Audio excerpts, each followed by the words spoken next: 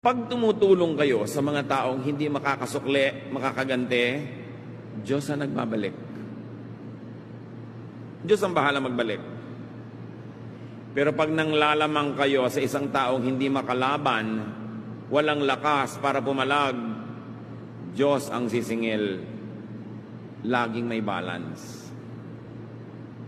Mas mabuti na kung magkakamali ka, yung magkakamali ka sa pagiging mabuti at sobra ang kabaitan, para Diyos ang magbalik sa iyo ng sukli.